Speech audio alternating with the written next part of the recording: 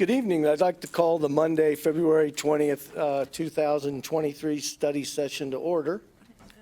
And that brings us to the first presentation. I'd like to welcome Amy Hoffman with Palmer Energy. Mr. Wendt? Thank you very much, Your Honor. I'll defer to Ms. Hoffman, who will give a presentation. The city, of course, put out to the voters two separate ballot questions, both relating to opt-out residential utility aggregation, one for natural gas, one for electric. Those passed. In November, the city has been investigating several programs, and the first one here, the one that I'm recommending to you, is the program through Palmer Energy. This is used by both the Ohio Municipal League and the Miami Valley Communications Council. With that, I'll defer to Ms. Hoffman. Thank you. Good evening. So yes, I'm with Palmer Energy. We're independent energy consultants in Toledo. And we've actually been with the County Commissioners Association of Ohio for well over 10 years, first taking care of facilities for the counties in the state, and then moving on to electric and gas aggregation. And then in 2017, we partnered with the Ohio Municipal League with the very identical program, working with cities and villages. And then the Miami Valley Communications Council came to us early in mid-22, and said we want to do the same. Most of it obviously prompted by the high spike in electric rates through AES. And so those communications began, and that's where we are today. So we have a partnership with the Miami Valley Communications Council, and we are reaching out to their members, the main members and the affiliate members, to see if they want to participate in both electric and gas aggregation or one or the other. Some communities passed it a long time ago and never actually moved forward, and then many like you have had placed it and approved it on the November ballot, and then we have a few coming up in the spring as well. So the program is an electric and gas aggregation opt-out program, and how it's going to work through the MVCC is they will actually be the aggregator so that we can combine all of the cities into one very large aggregation program. MVCC will have a committee made up of the members who are participating, and that is what we do with the CCAO program as well, and the OML. So we'll have a group that will we will go to give our results and our recommendations, and they as a committee will make the decision and sign off on behalf of the group. But everyone will be understanding of what we are recommending. So electric aggregation, we as an independent consultant will go out and do a request for proposal from multiple suppliers that we have vetted. And contracts are typically 12, 24, or 36 months in length. On the screen are there's 17 communities interested, and then there's 15 other additional that we're working through. And again, majority, I believe, there's going to be a majority of the 17 on our first RFP, request for proposal, because so many have taken care of it in November or previously, and so those will be the first group that will be out looking for pricing to get a program in place. But we're looking at approximately 61,000 residential and 5,100 businesses, because electric and gas aggregation is for residential, but also for small commercial. So anyone that is directly with the utility, and when I'm talking electric and gas, will be eligible to participate, and then others can opt in at a later date. And what that means is, if your residential or small business is directly with the utility, when everything is in place, an opt-out letter will come to you and saying, the city is doing this aggregation, this is who the supplier will be, this is the term, and this is the rate, and do nothing, and you will be able to participate. And you have 21 days to make that decision.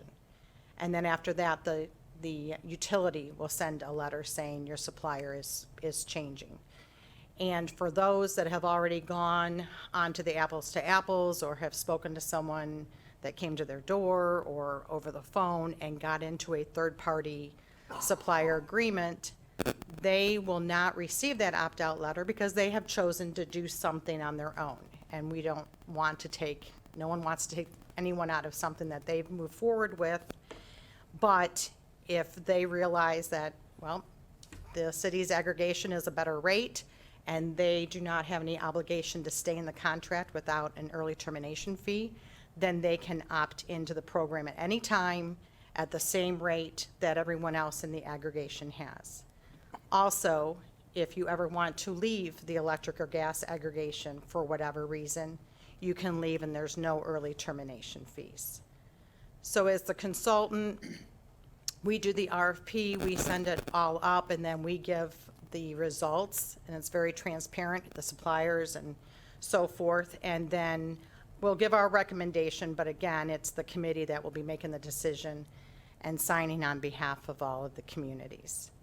Once the public hearings are all done for all of the communities that are going to be on this first wave, then the governance plan will be sent to the PUCO, which is the process in Ohio, and then it stays at the PUCO for about a month, and then it is approved, and then we can move forward with doing the RFP process. But nothing can be done until the communities have their 2 public hearings per Ohio code, and first is today, and our next one is March 6th, and then we can move forward. Those are the steps, kind of behind the scenes, the public hearings, and then, and this is not really set up for the MVCC. This is when I go out and talk to individual counties or that have maybe sent it, passed it county-wide in like the townships and so forth. We just did that in Greene County, and I was just there last week doing their public hearings. But, or if a village has it approved and then they cede authority to the county so that we just build a larger aggregation. But the paperwork is submitted, which is the governance plan, and the certification takes 30 days to get it approved, and then we go out and do the RFP. And then I mentioned the opt-out letter already and the 21-day opt-out period. So typically what we're looking at time-wise is, and you know, it's a little different because we are bringing many cities together, which we've only done in maybe 2 or 3 other areas of this magnitude. We've had it in Toledo, in Lucas County, city of Toledo, and our cities of the suburb of Toledo. We've done it for many years. But we are looking at a timeline of having electric in place by late summer and natural gas by fall, which is perfect for, I mean, the timing is perfect for the natural gas because we really don't need it to flow before October, November. And obviously it'd be better to have the electric in place by the beginning of summer, but just the timeline isn't going to quite make it. But we're going to do it as efficiently and quickly as we can. And then as other communities come on, we'll do smaller contracts probably to just get everyone aligned for the second contract, you know, after 2 or 3 years. Yes. And interject. Yes. And that brings me to the question, what is the term of the aggregation contract? Since we have a number of different cities, and I know like 1, 2, 3 years. Right. So the first one, we'll go out for pricing for 12, 24, and 36 months. So let's say 12 or 15 cities are in this first one. We're going to we'll give all the results. We'll give a recommendation, which will be due to price. And then as others come on, so let's just say in August, we have a 3-year contract that we're going to put into place. And then the communities that have it approved in the spring and they do their public hearings, then they will just agree to be part of the MVCC program, We may then have a contract for them begin in November for electric, and we'll have it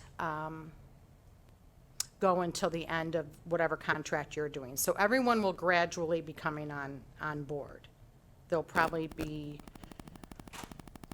two, probably, separate contracts besides the large one. But until we see pricing, it's gonna all be dictated by the market. You know, where we are with the market, how it makes sense to move forward with everyone's pricing. But the first one will have the majority. That brings me to a quick follow-up question. Let's say, and generally, longer-term contracts are less, as a general rule, unless it's a tremendously volatile market. Correct. If a citizen in the aggregation can opt out at any time, Correct. what does the city to do if it wants to unwind? We're in year 2 of 3, and we've got just horrible feedback, or we feel like we've got horrible results. How do we unwind? Can we unwind? And if we do, what are the repercussions? Sure.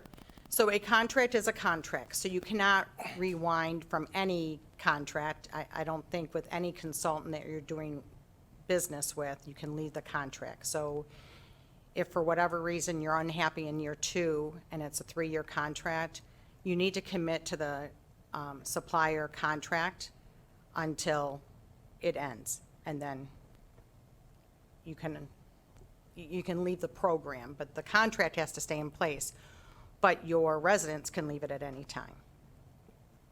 So can Would- you flip that back to? Sure. Okay, so the top part's the electric and the bottom part's the gas, but it says estimated natural gas load up at the top part, 4.2.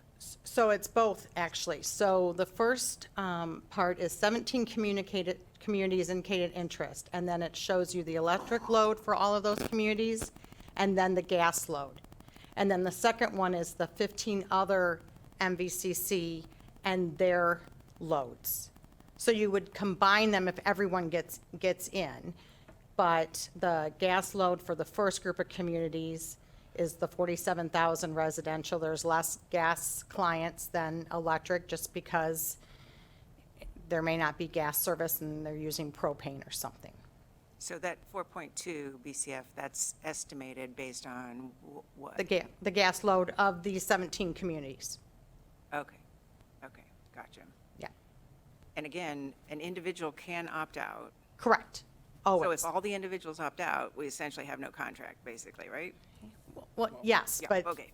But I guess my concern is that, you know, if I pulled the rates and just in the past month, they're, you know, they've gone down like 1.5 points, or, yeah, I mean, they're going down. So AES is not going down. I mean, AES has been from June of 22 till June of 23, 0.109. Right, but They have not posted next summer's rates, but yet they've been purchasing electricity. So if you're talking about gas, yes, absolutely gas rates have gone down, but electric price to compare is the same.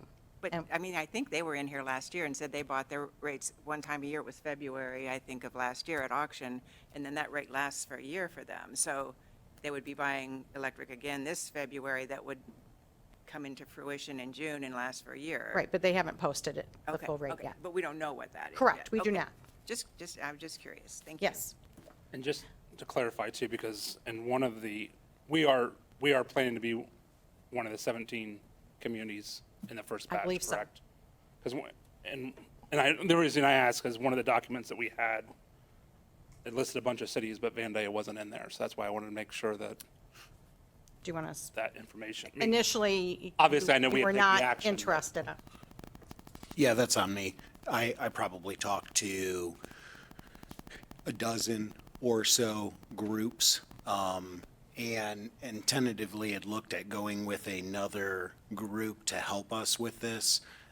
Then looking at what was going on with Miami Valley Communications Council, we took another look at Palmer Energy and MVCC and thought this would be a good group for us to get in regionally and give us more purchasing power. So that's why we weren't in that group.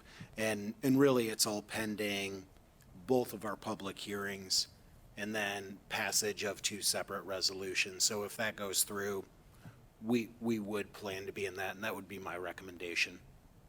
When we first spoke, it was even before the two meetings that were held at the MVCC. So it was early on.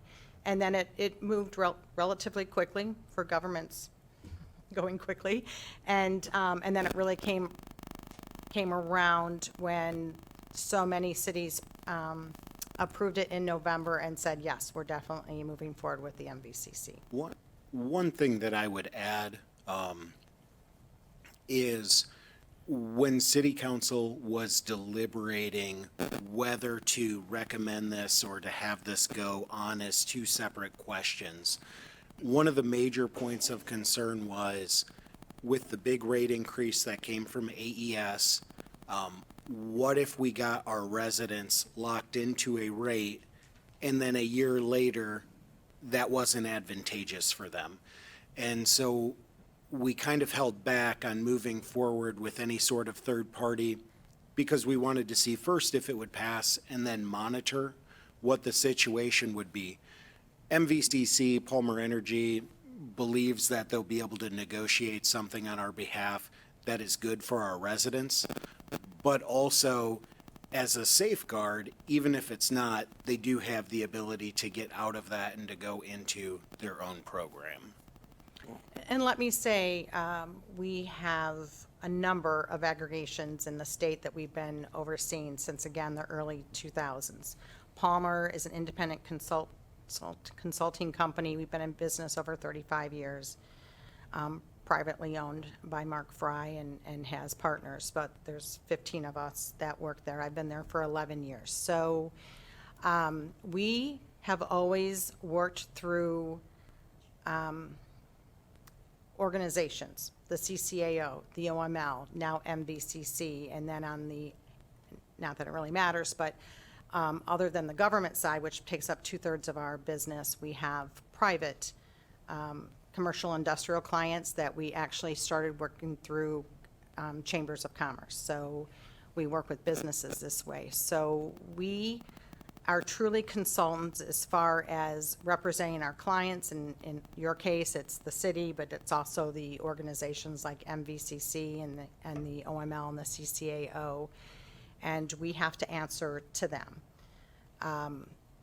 So we've been around a long time. We're not going anywhere, and I think MVCC, well, I know MVCC has had the option for many years to work with someone, and we will be the first consultants to work with them, and it is due to the OML and the CCAO programs. Did you have One- anything? Well, How might a citizen get a hold of the form pragmatically to opt out? So the opt-out letter will go to all residents that are eligible, meaning they are directly with the utility, they're not getting assistance like PIP. When the supplier is chosen, the supplier works with the utility to scrub the list of those that are eligible. And that is how that opt-out letter goes out. And then again, they have 21 days to opt out. And if they do nothing, they're in the program. We also, I'm out a lot, but we have Valerie Bloom in my office, and she takes residential calls. So if anyone was to call questioning the opt-out letter or what have you, she will help any resident through the program, find out, if they're with someone. We don't ever say just, oh, you can switch and go into our program. We tell everyone, no, you need to call the supplier that's on your utility bill, gas or electric again, and make sure you have no early termination fees and that you can leave the program that you're in, because many times residents aren't sure how they got into something. A lot of times it's through the apples to apples or somewhere, but what happens more times than not is if it's a 1-year contract or a 6-month contract. I just had this conversation with this woman behind me, and all of a sudden they're in something that it's changed because no one got back with them. They were not switched back to the utility. They just went to a monthly variable rate. With our aggregations, and I'm sure most are this way, but anything through the partnerships we have, when a contract ends in 2 years or 3 years, 6 months prior, we're going through the process at Palmer of doing the RFP, getting pricing back, and then going to the MVCC and the committee to say, okay, the next contract is coming. It's up in May of '25. Here we are, it's November. We've gone out for pricing. This is our recommendation and so forth. So that one aggregation butts up to the other aggregation. And then that second time round, the eligible or anyone that's on the current program aggregation and directly with the utility. So the initial opt-out letters that go out will go to anyone who's basically getting the service through AES now. Correct. That hasn't opted for another supplier. They're not on the PIP program. Correct. And I think there was something about a mercantile. So a mercantile, a business that has multiple, Okay. like a McDonald's, a fast food chain that has many locations, or a hospital. For electric, don't ask me on gas because I'm not sure, but electric, it's 700,000 kilowatt hours annually is the cutoff for, which is actually a pretty good-sized load. But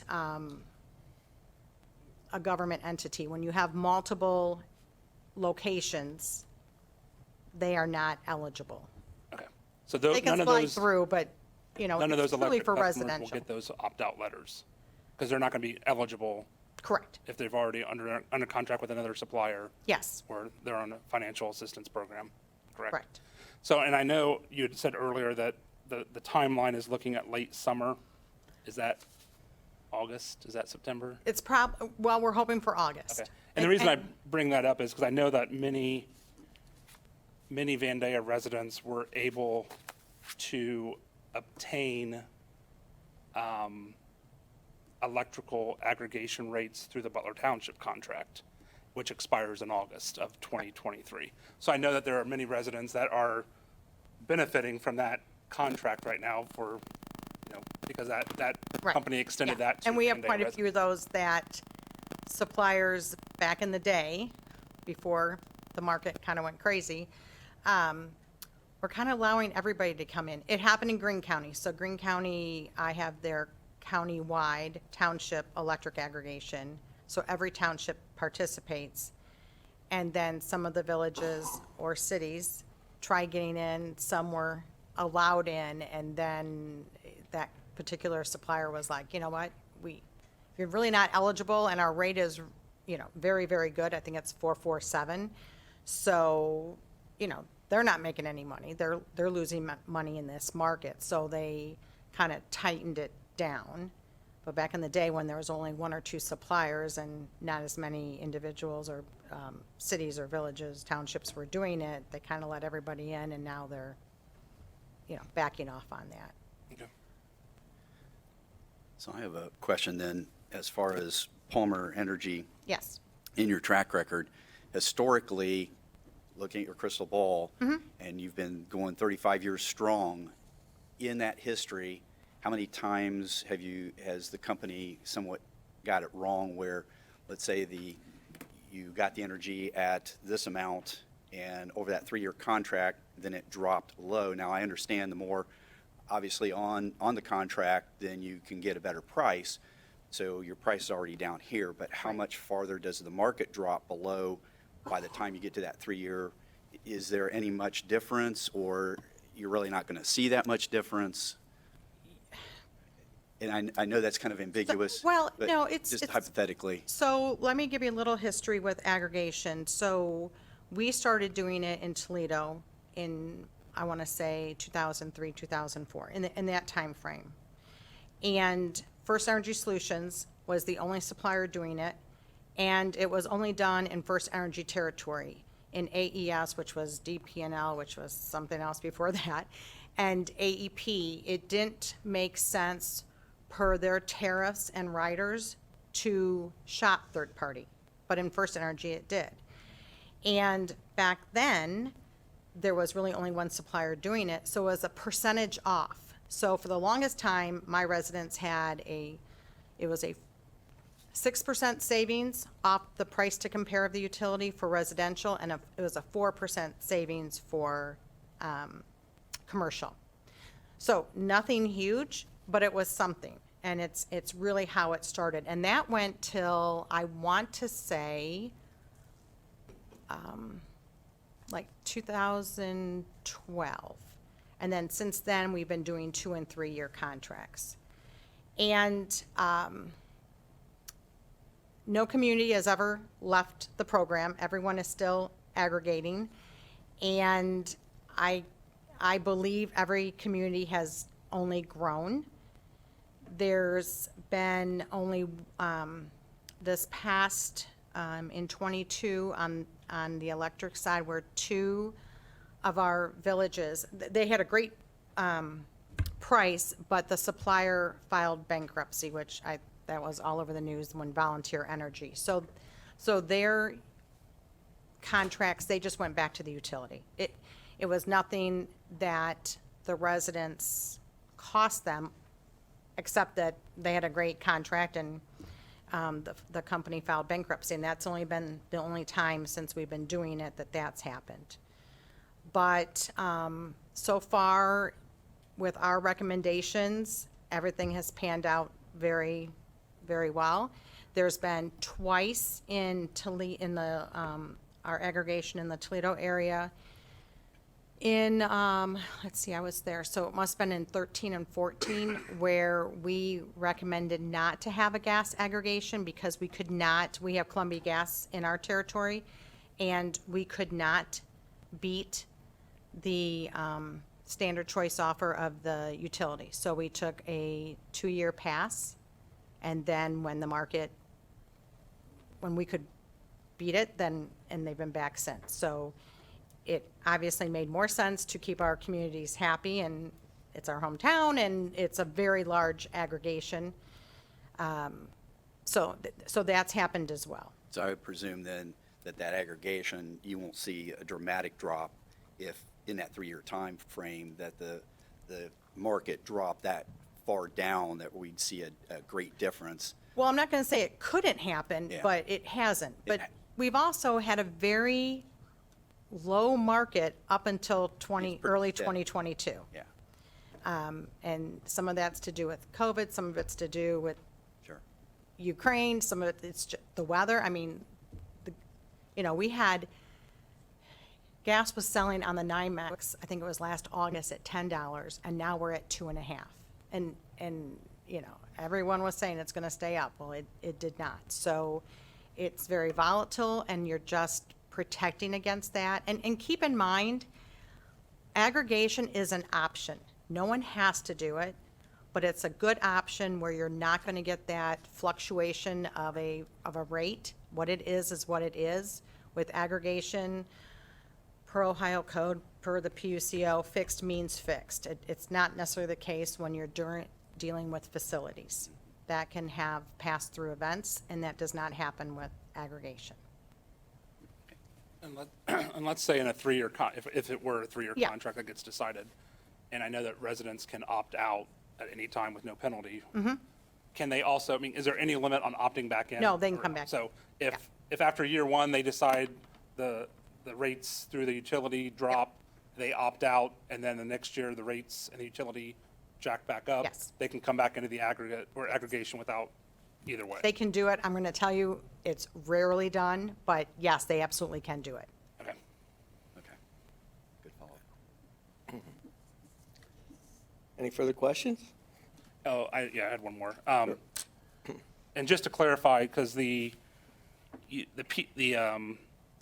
opt-out letter that goes out for 21 days, so residents actually have 28 days, right? Because Correct. they get the 21 days from Correct. the whoever supplier. Right. And then once their current supplier says you're getting swapped, you have another 7 days?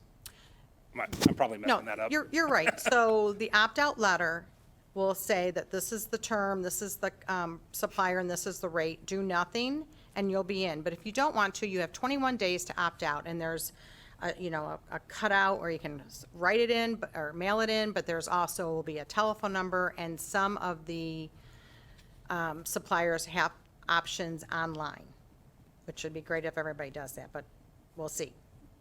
And then after that 21 days, the utility scrubs out any of those that said, yep, I don't want to do it. And then the utility will send a letter saying, your supplier has changed. Unfortunately, they don't go into detail saying, oh, it's your electric aggregation or anything, but it just says, and if you didn't want this, call us to opt out. So yes, that's why the time frame is 4 to 5 months, because you do the governance plan, that's a month at the PUCO, we have to do the RFP, which takes a few weeks, then we come back, and then what I didn't mention is, when we come back and we give the results, those aren't the rates, because the market changes in gas and electric every single day. So when we have the suppliers bring it back, they have to bring it back all on the same day. So we have a true apples to apples comparison.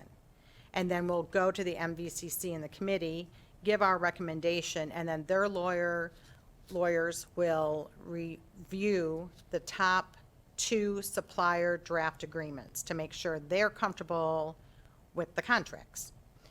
And these, because it's aggregation, they're aggregation contracts. So a lot of the legalese that a government needs to have are in there, but they'll be reviewed, and then once everyone is like, yep, we're good to go with everything, then we schedule a refresh date of the top 2 or 3 suppliers, and on that day, whoever has the best rate is when the contract is signed.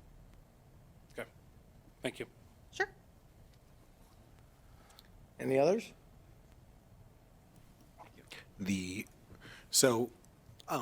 To understand the process, and some of this is for those who are in attendance as well, we've had our presentation from Ms. Hoffman from Palmer Energy.